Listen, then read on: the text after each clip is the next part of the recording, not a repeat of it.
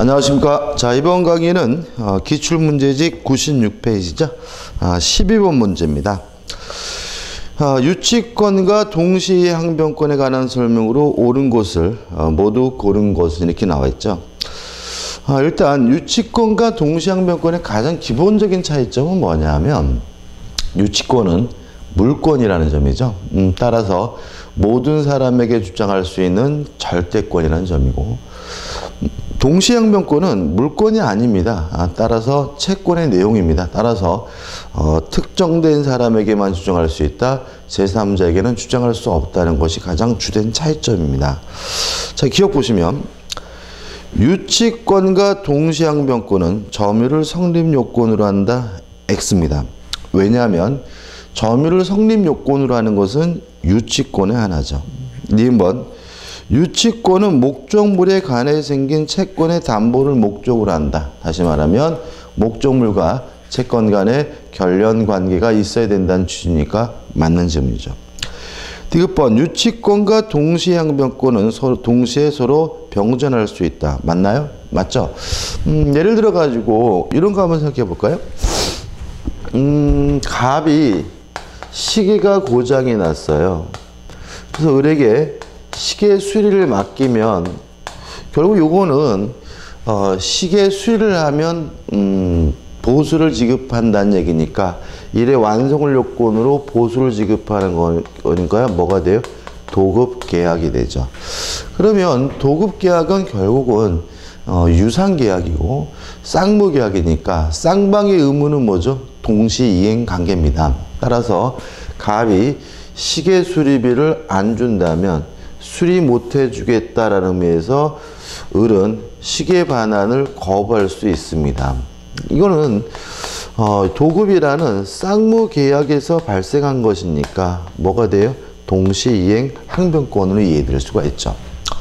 그뿐만 아니라 이 시계 수리비는 시계 목적물에 관하여 생긴 채권이니까 무엇도 아울러 성립하냐면 유치권도 아울러 성립하거든요. 이렇게 동시이행 항변권과 유치권이 동시에 존재하는 경우가 오히려 어떻게 보면 일반적이라고 볼 수 있고요. 따라서 이것도 맞는 질문이 되겠죠. 리을번, 유치권은 독립한 뭐죠? 물권이며 동시항변권은 물권이 아니라 쌍무계약의 내용입니다. 따라서 이행, 거절, 권능에 해당한다는 지문도 맞는 지문이고요. 그래서 옳은 것은 니은, 디귿, 리을에서 5번이 답이 되네요. 13번입니다. 매도인 갑과 매수인 을이 계약을 하면서 그 대금을 병에게 지급하기로 제3자를 위한 계약을 체결하였다. 다음 설명 중 틀린 것은 이죠. 일단 우리가 제3자를 위한 계약은 시험 문제를 반드시 내고 있는 편이고요. 이런 사례가 나오면 옆에다가 이 정도는 좀 메모하시는 게 좋아요. 갑과 을이 만나가지고 매매 계약을 하면서 이 매매 대금을 병에게 직접 지급하기로 했다. 이 정도 메모하셔야 지문 보실 때 오히려 신속하게 읽을 수가 있는 거죠. 시간을 단축할 수 있다, 이런 말이죠. 1번, 을의 갑의 병에 대한 항변. 그럼 갑의 병에 대한 항변은 요 갑과 병 간의 문제고요. 이걸 우리가 뭐라 그랬냐면은 대가관계라고 수업 시간에 공부했잖아요. 요 갑과 병 간의 대가관계는 수익관계에 아무런 영향을 주지 않아요. 따라서 대가관계가 무효라도 을은 병에게 대금을 지급해야 되고요.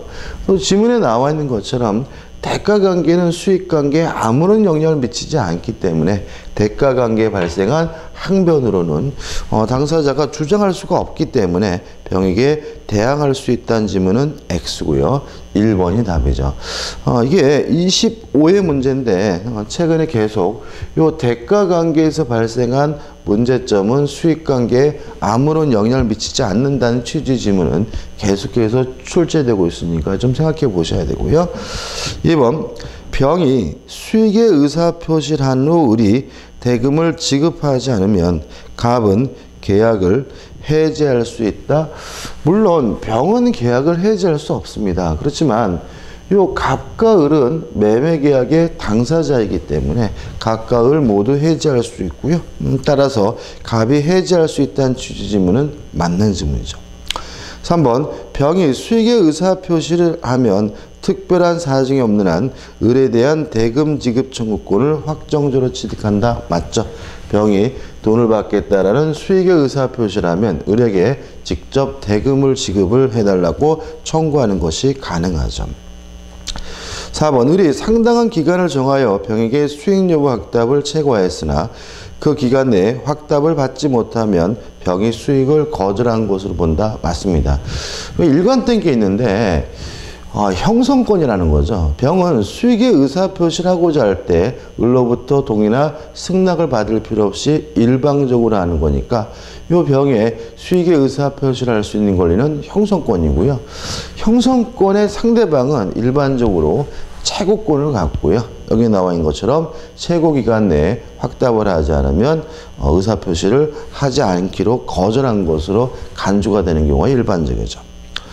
5번 을이 병에게 대금을 지급한 후 계약이 해제된 경우, 자 그러면 요 갑과 을 간의 매매가 해제가 됐어요. 원상 회복해야 되겠죠. 누구하고 누가 합니까? 계약의 당사자인 갑과 을이 합니다. 병은 계약의 당사자가 아니기 때문에 병에게 원상 회복을 요구할 수는 없으므로 특별한 사정이 없는 한 누가요? 을은 누구에 대해서요? 병에게 대금의 반환을 청구할 수 없다는 질문은 맞는 질문이죠. 14번입니다. 갑은 자신의 토지를 을에게 매도하기로 하고 매매 대금을 자신의 채권자 병에게 지급하도록 을과 약정하였다. 24의 문제인데 사실관계는 똑같습니다. 자, 틀린 것을 찾는데 답만 보면 될 것 같은데 3번 병이 매매 대금의 지급을 청구하였으나 을이 이를 지급하지 않으면 병은 매매 계약을 해지할 수 있다. X죠. 병은 계약의 당사자가 아니기 때문에 병 스스로 갑을 간의 매매 계약을 해지하거나 취소할 수는 없죠. 15번입니다. 제3자를 위한 계약에 관한 설명으로 옳은 것은 1번 제3자를 위한 계약 체결 당시에 제3자는 계약 체결 당시에 현존하고 있어야 된다. X인데 제3자를 위한 계약의 또 가장 흔한 형태가 뭐냐면 보험입니다. 갑이 을이라는 보험회사에서 생명보험 계약을 하면 갑이 돌아가시게 되면 보험금을 받는 것은 갑 자신이 아니라 가족들이 상속인들이 보험금을 받겠죠. 그래서 이 보험계약도 제3자를 위한 계약이고요. 물론 아들이, 딸이, 자식이 보험계약할 당시 꼭 출생하거나 생존하고 있을 필요는 없죠. 보험을 계약하고 나서 나중에 출생한 아들, 딸도 뭘 받을 수 있어요? 보험금을 받을 수 있으니까 계약 체결 당시에 제3자가 반드시 현존해야 된다는 취지 지문은 X가 되는 거죠. 2번 요약자의 채무 불이행을 이유로 제3자는 요약자와 낙약자의 계약을 해지할 수 있다. X입니다. 왜냐하면 제3자는 계약의 당사자가 아니므로 해지할 수 없고 취소할 수가 없죠. 4번 제3자의 수익의 의사표시 후 특별한 사정이 없는 한 계약 당사자의 합의로 제3자의 권리를 변경시킬 수 없다. 맞네요.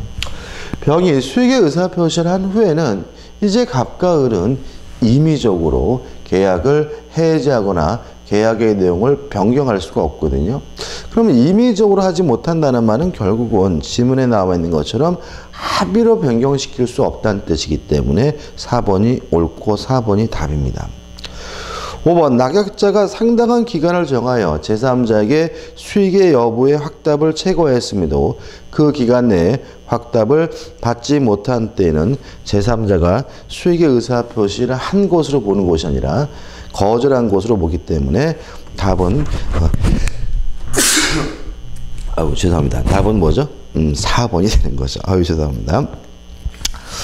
자, 넘기셔서 16번입니다. 갑은 자신의 토지를 을에게 매도하면서 그 대금을 을이 갑의 의무이행과 동시에 병에게 지급하기로 약정하였다. 병은 을에게 수익의 의사표시를 하였다. 다음 설명이 틀린 것은 결국 이것도 똑같죠. 갑과 을이 매매 계약을 하면서 대금을 을이 병에게 뭐예요? 지급하기로 한 거니까요. 일단 1번 병은 을의 채무불이행으로 갑과 을의 매매계약을 해지할 수 없다. 맞죠? 왜냐하면 병은 계약의 당사자가 아니니까요. 2번 갑과 을의 매매계약이 적법하게 취소가 됐어요. 그러면 을은 병에게 대금을 지급하지 않겠죠. 따라서 병의 급부청구권은 소멸한다는 지문도 맞는 지문이죠. 3번 갑이 을에게 매매대금에 따른 매매계약에 따른 이행을 하지 않더라도 을은 특별한 사정이 없는 한 병에게 대금 지급을 거절할 수 없다는 질문은 X입니다. 자, 여기서 지금 갑과 을 간의 관계를 우리가 보상관계라고 하고요. 보상관계는 수익관계 바로 뭘 주죠? 영향을 안 줍니다. 따라서 만약에 갑이 을에게 이행을 하지 않는다면 을은 뭘 갖습니까? 동시에 이행 흥변권을 가짐으로 대금 못 주겠다라고 병에게도 뭐 할 수 있어요? 주장할 수가 있기 때문에 병에게 대금 지급을 거절할 수 없다는 질문은 X죠. 답은 3번이죠. 4번 읽어보지 않아도 되겠죠? 병이 수익의 의사표시를 한 후에는 임의적으로 계약의 내용을 변경하거나 소멸시킬 수가 없기 때문에 합의로 계약을 해지할 수 없다, 소멸시킬 수 없다, 맞는 지문이고요. 그 다음에 5번 병이 대금을 수령하였으나 매매계약이 무효래요.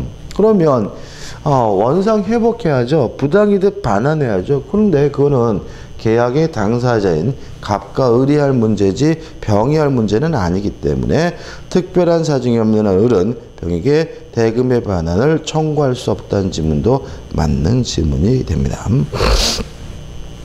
17번입니다. 다음 중 과실이 있는 경우에만 인정되는 경우. 자, 우리 민법에서 반드시 고의과실이 필요한 게 두 가지입니다. 불법행위와 채무불이행이죠. 자, 불법행위가 뭔가요? 고의나 과실로 타인에게 손해를 입힌 경우고요. 또 채무불이행은 뭐죠? 고의나 과실로 타인에게 이행하지 않거나 이행하지 못하는 겁니다. 그럼 보자고요. 4번 보시면 이행불능이 나오죠. 이건 뭐죠? 채무불이행입니다. 할 수 없어서 못하는 거죠. 따라서 뭐가 필요합니까? 고의, 과실이 필요하므로 답은 뭐죠? 4번이 됩니다.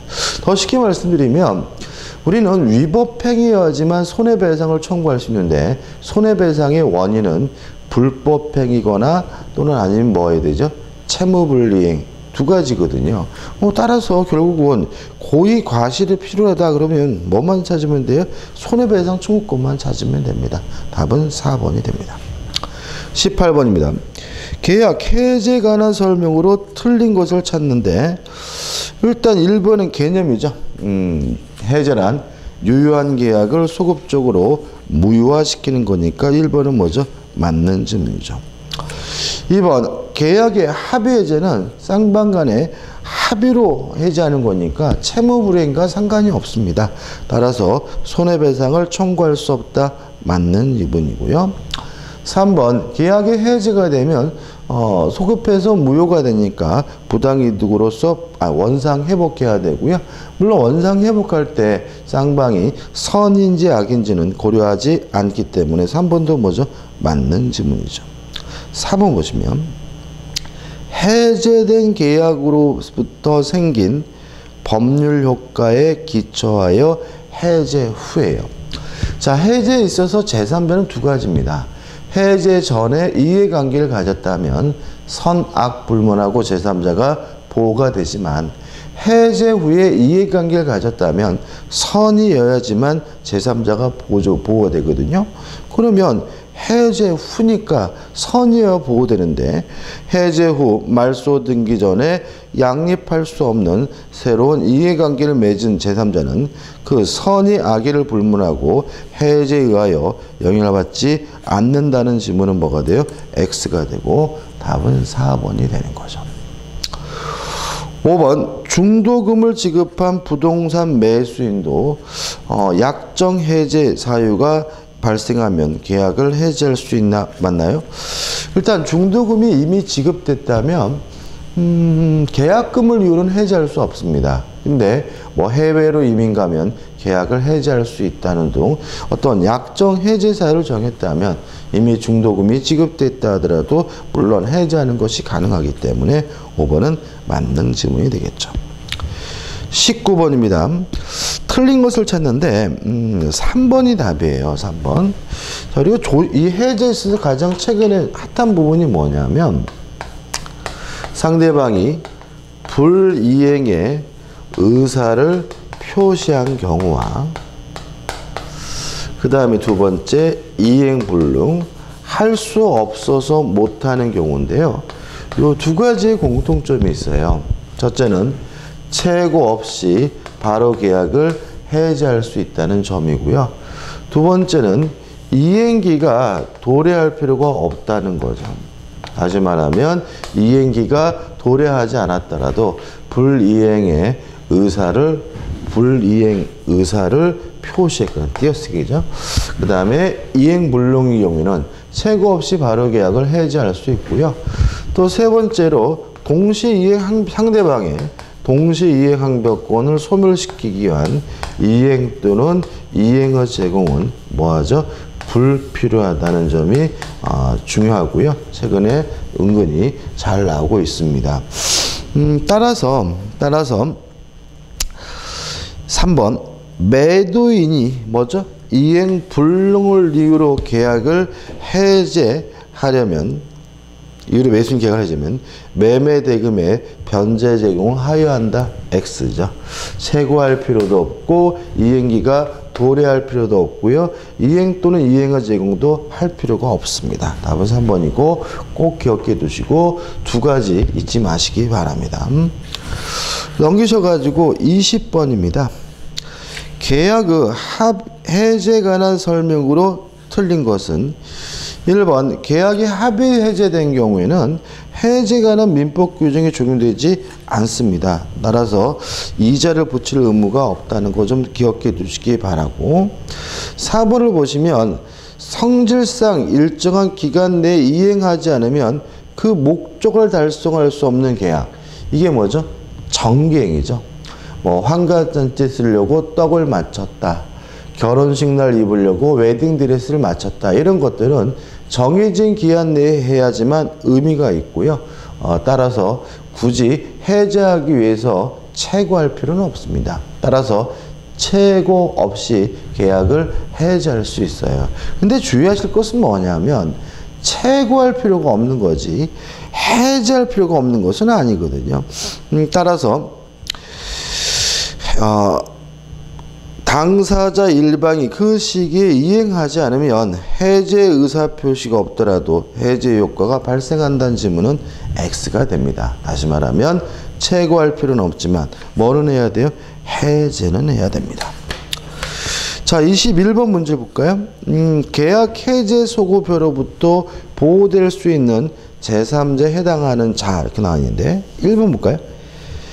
계약 해제 전 계약상 채권을 양수하여까지 일단 끊어볼게요. 자, 계약상 채권이 양수됐다는 말은 계약의 당사자적 지위가 승계된다는 얘기입니다. 따라서 계약의 채권을 양수했다는 말은 계약의 당사자적 지위가 승계됐으니까 그 사람은 당사자지 뭐일 수 없어요? 제3자일 수 없거든요.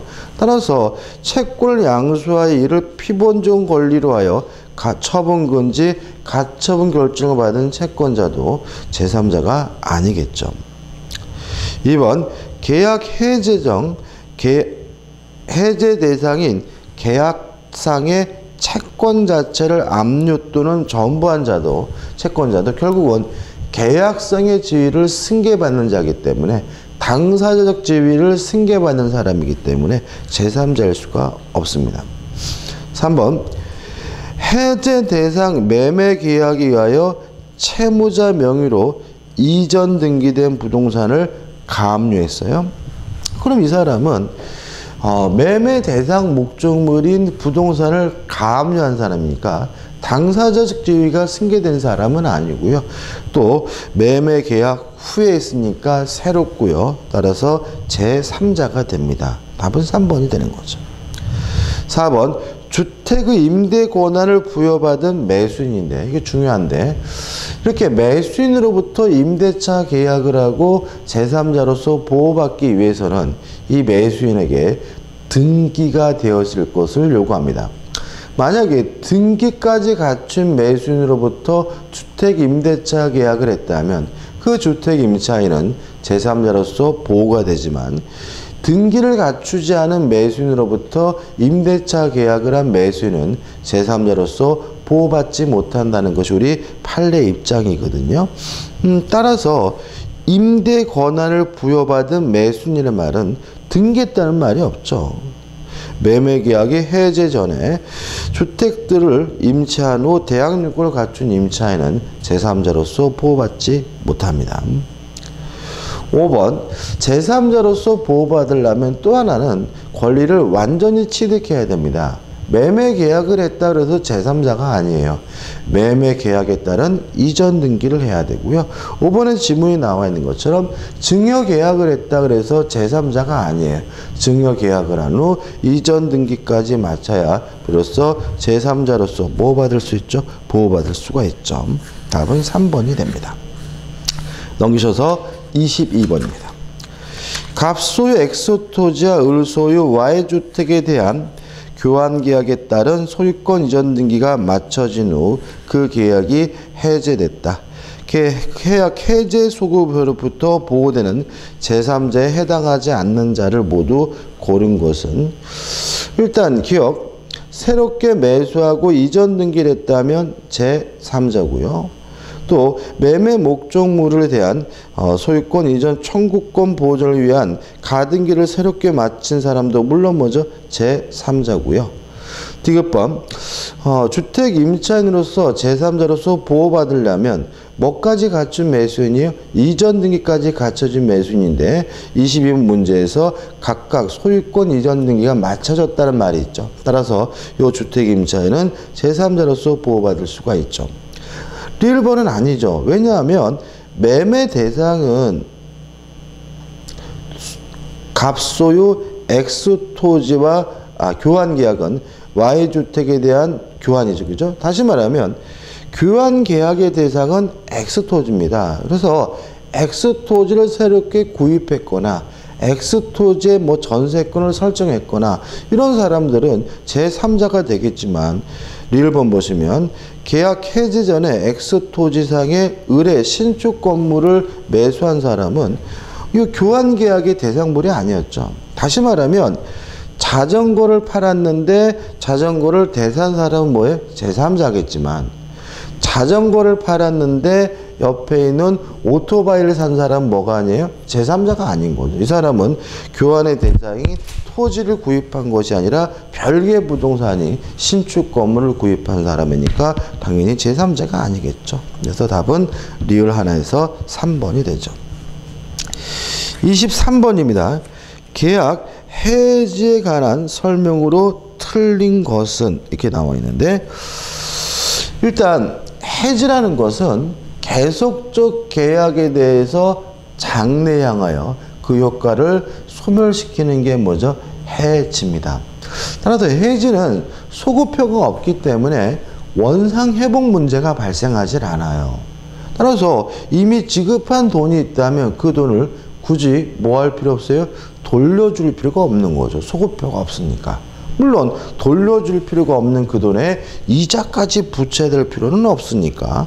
5번 특별한 약정이 없는 한 합의 해지로 인하여 반환할 금전에는 그 받은 날로부터 이자를 가하여야 한다는 지문은 X입니다. 다시 말하면 원상회복할 필요도 없는 거니까 돌려줄 필요 없는 돈에 이자를 붙인다는 지문은 물론 X가 되겠죠.